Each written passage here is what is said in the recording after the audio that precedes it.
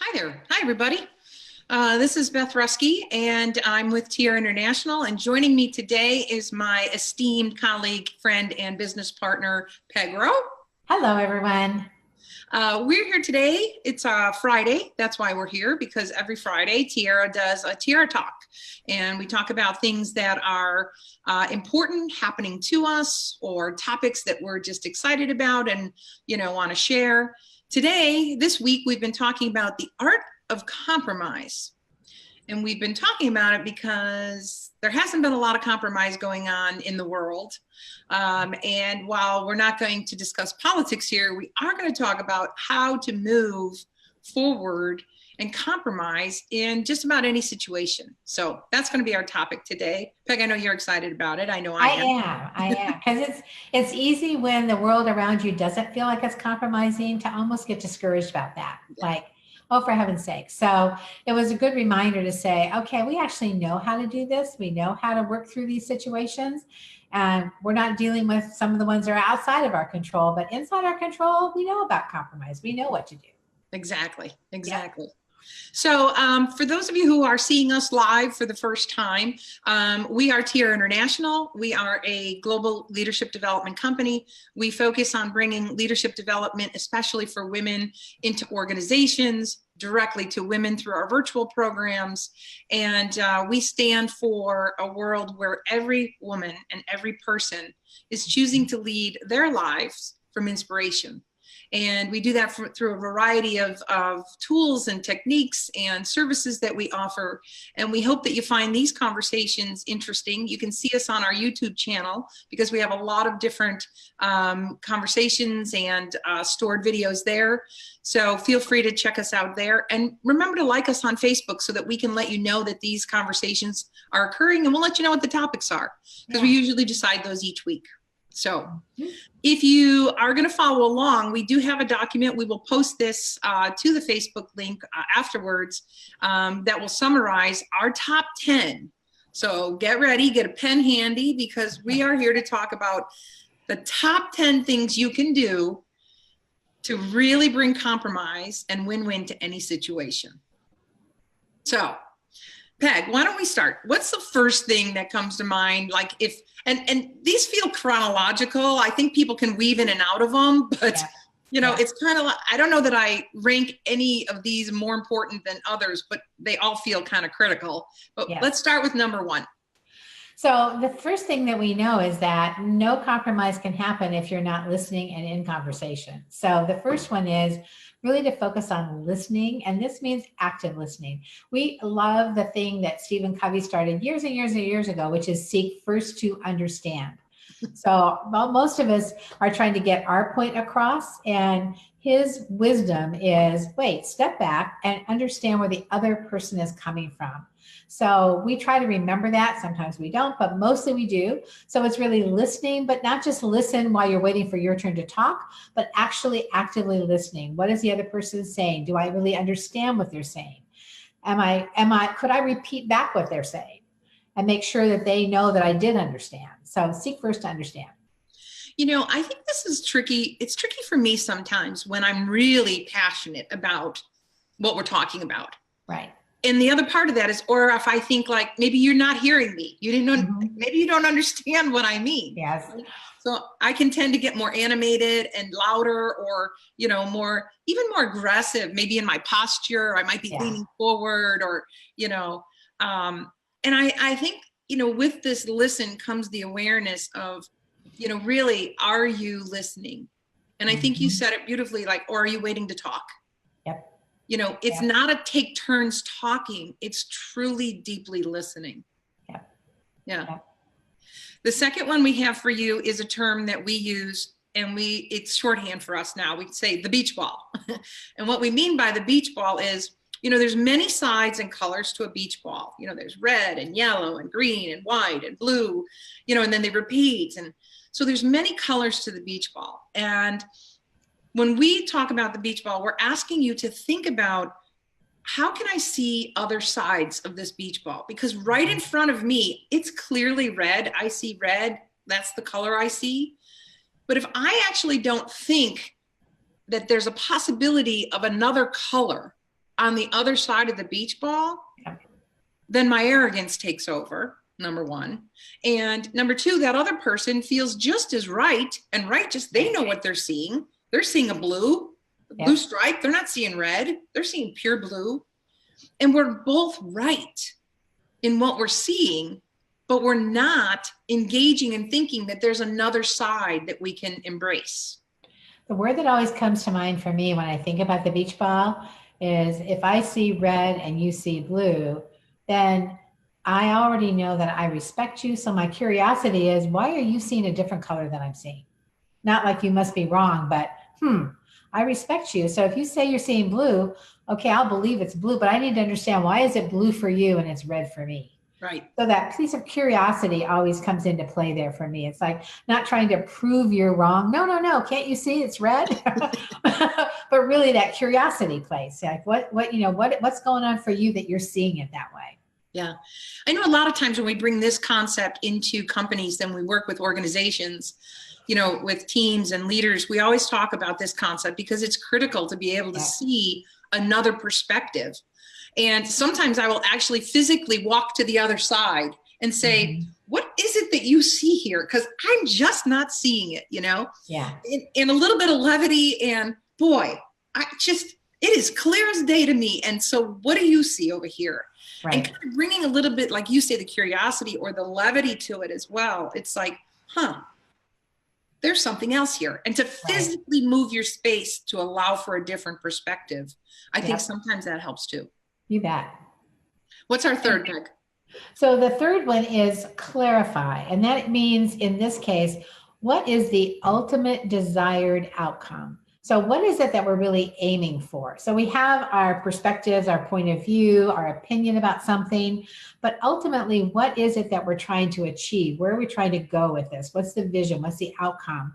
And recognizing that really what we want to get to is, in this conversation, what is this highest why? What's the why behind this thing that we're trying to resolve or come to agreement on? What's the why that should be driving that? Because sometimes we get lost in our argument about what it should be or how it should be. And we may have agreement on the why. We're just coming at it from different places. Yeah. So if we can realize like, oh, we actually agree on the why, but we're taking different paths to get there, then that's a whole different conversation than being entrenched in, I want it this way, you want it that way. Right. This also comes up to another concept that we use a lot with teams, because I grew up in a big family. So, trying to get everyone to agree on things, early on, I learned that lesson, like, somebody's always an outlier, but in teams and in organizations, that same dilemma and situation, occurs. And then if you don't take the time to get people on board, I think this is one of those, number 3 here, clarify, is one of the most important ones, because if we don't take the time to do this, then what we're allowing for is for room for people to wiggle out of a commitment or an agreement down the road. And so the other way when we're working with teams that we talk about this is, there is a difference between agreeing and aligning. Yeah. And to your point, Peg, when we talk about the why, we might be able to agree on the why. Yep. We have to learn to align on the how.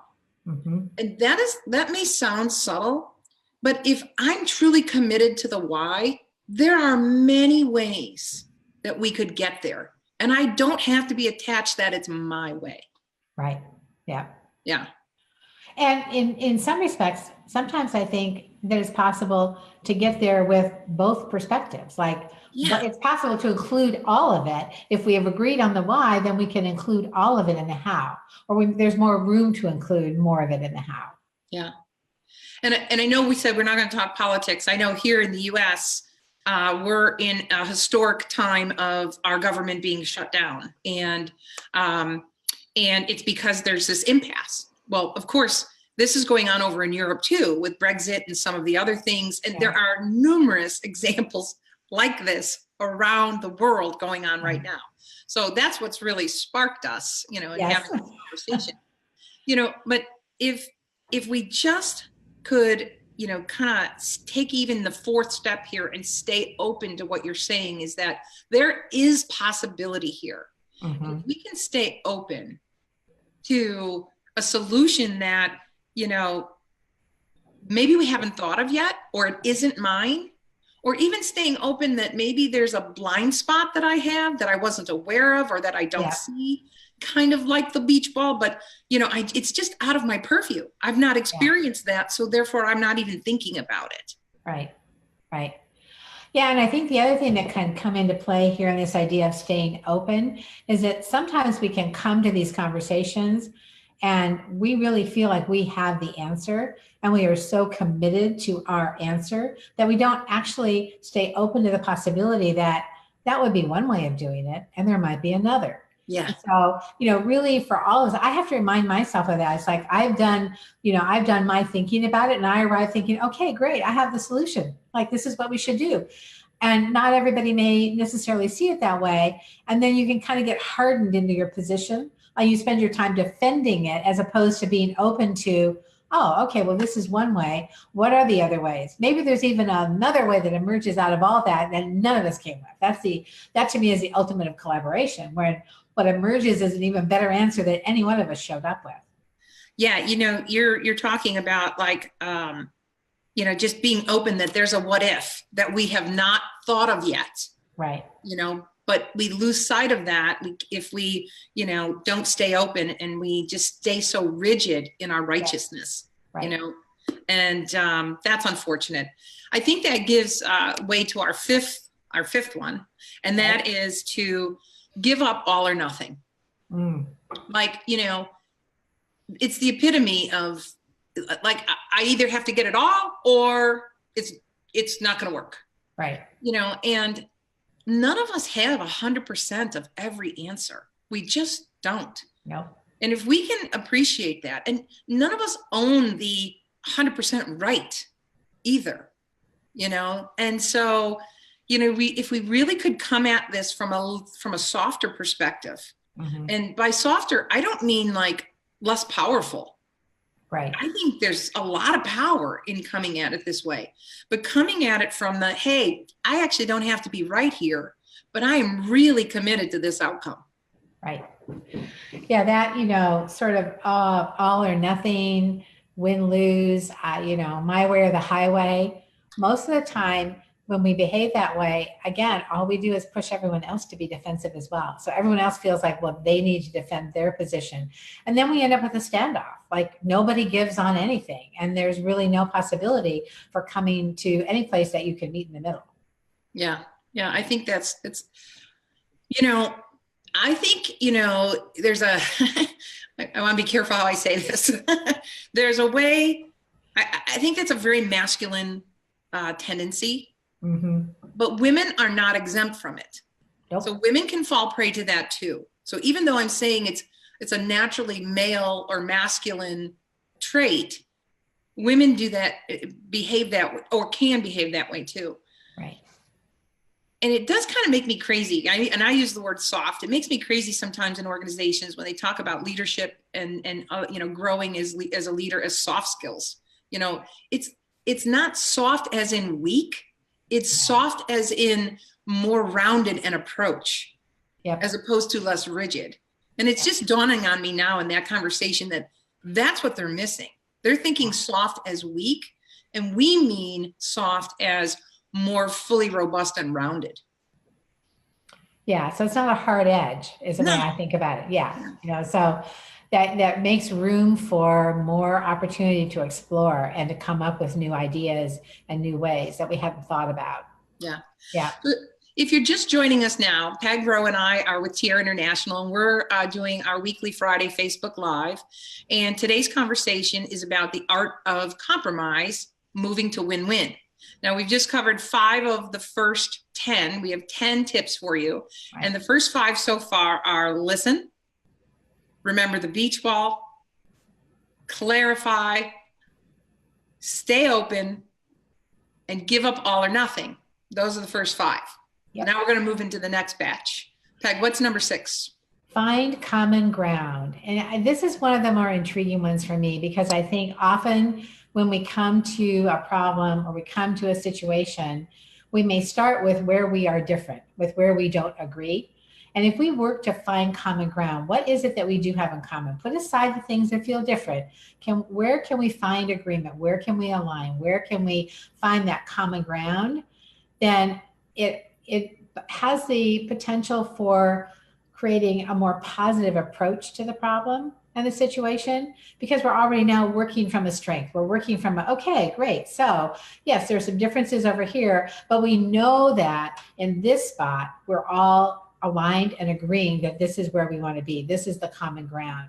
And that makes it easier then to give and take on the other issues, because we're coming from that strength of here's the common ground. Here's what we know that we're aligned on.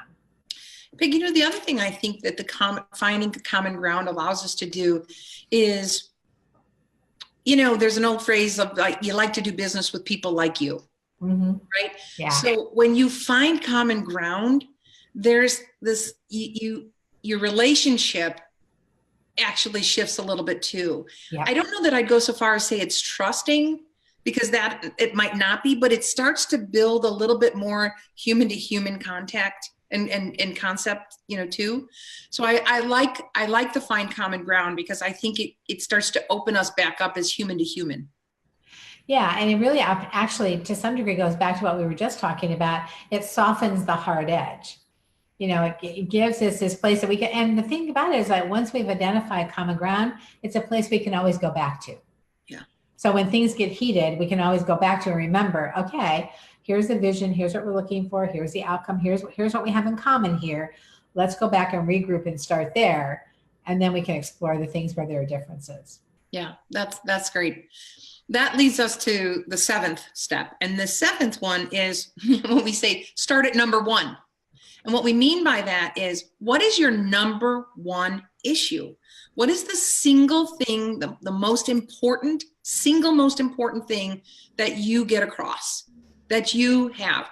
In real estate, when you're purchasing a house, especially when you're dealing with more than one person, like in a couple situation, when we bought our house, the realtor said to us, you make the list of top 5, Beth. You make the list of top 5, Gary. So that's what she said to my husband. Our lists were completely different. I mean, it's almost comical. I mean, mine was open space, good family space, a certain number of bedrooms. I wanted, more of a 1 floor versus, bi-level, tri-level, all these things. My husband's list was garage, yard, basement, and I'm like, seriously? Like, that's hilarious. But the point was, when we went looking and when we compared the top 5, then we brought our top 5 lists together. Yeah. And we realized, I wasn't making him wrong that he wanted a garage, 2.5 car garage and a built-in basement and a place to work and all the things that he wanted. It just became easier than to put our top 5 list together. Yeah. So I had to start with what was important to me, and he had to do the same. Yeah. And I know we experience this a lot of times, especially, when we're working with people one-on-one, sometimes with teams and organizations too, where we'll say, well, what is it that you want? And the first thing that comes out of people's mouth, what they don't want. Exactly right. All the time.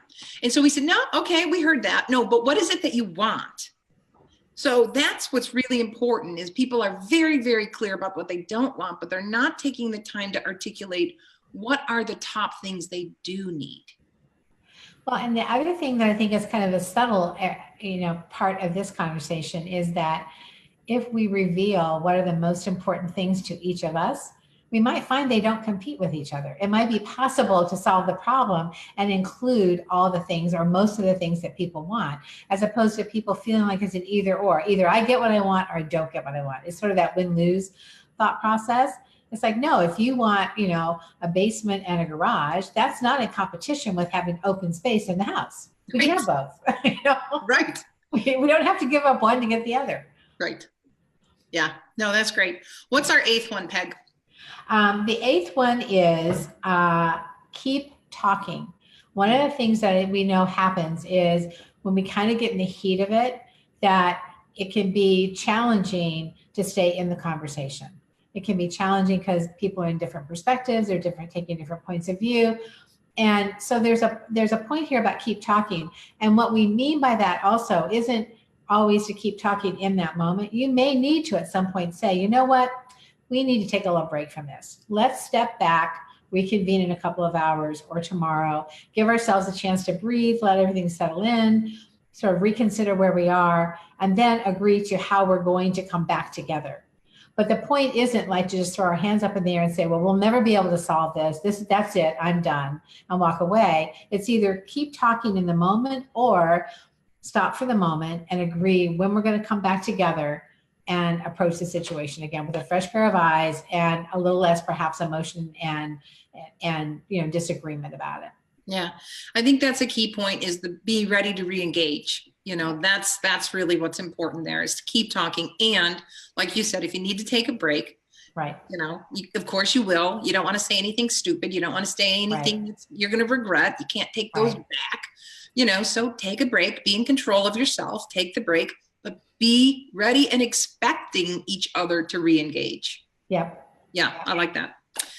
Number 9, we've been talking about it throughout all of this, and you've mentioned it, I think just even now, is it cannot be win-lose. You cannot think you're coming to the conversation win-lose. You must have a mindset of win-win. You must have a mindset that you can't win at the expense of another.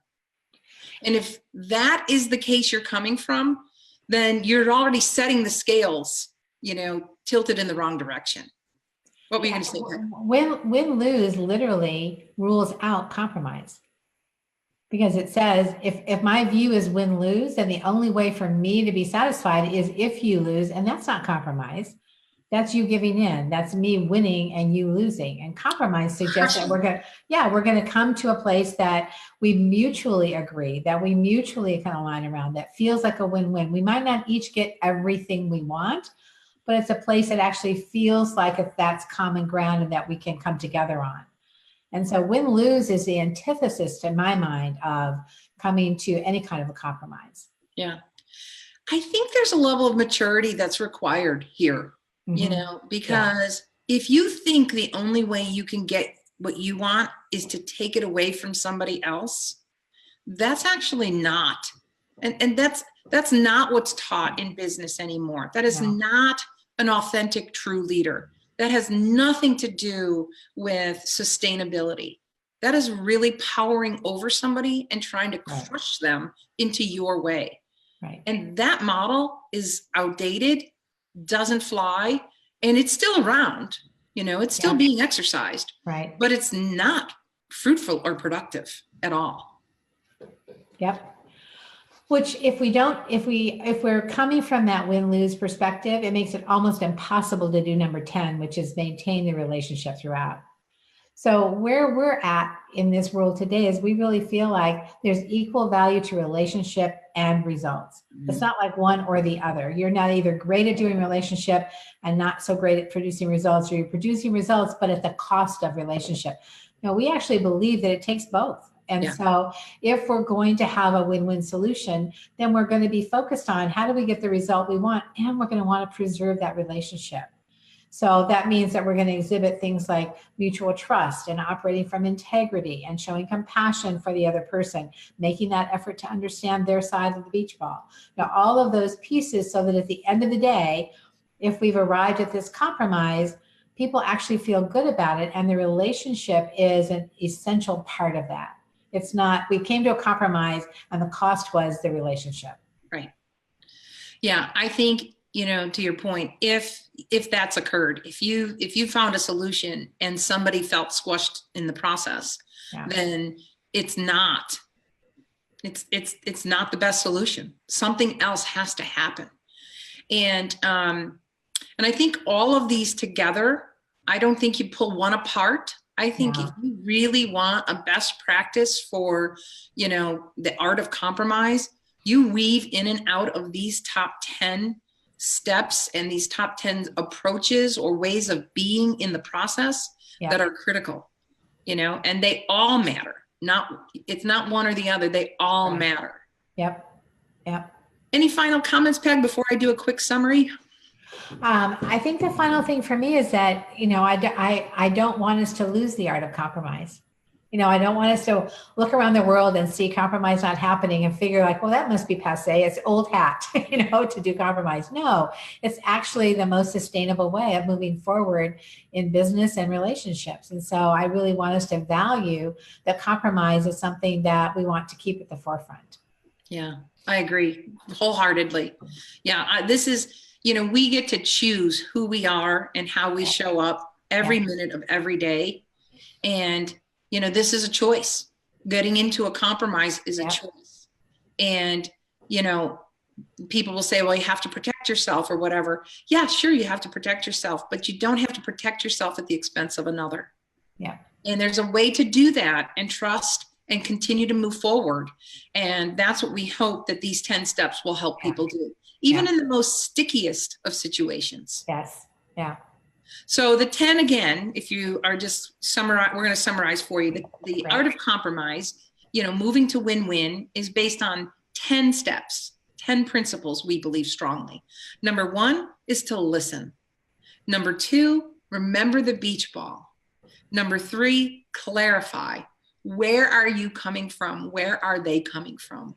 Number 4, stay open, listen. Number 5, give up all or nothing in your approach. Number 6, find common ground. Number 7, start sharing and know what's most important to you. Start at number 1. Number 8, keep talking. Don't get mad, take your toys and go home. Keep talking. Number 9, it cannot be win-lose. That cannot be a strategy. And number 10, maintain the relationship and the expected outcome and results. So we hope you've joined and enjoyed our conversation today. Remember, you can find us on a couple places. Our website is tiara-leadership.com. Like us on Facebook, and we'll make sure you get notified of these conversations. And you can also see us on YouTube, where we have many videos like this, and we would love for you to take advantage of those that we've put out there. So thank you, everyone, for joining us. We'll post these top 10 to the Facebook recording and the Facebook page. So have a wonderful day, weekend. Thank you. Bye-bye, everyone.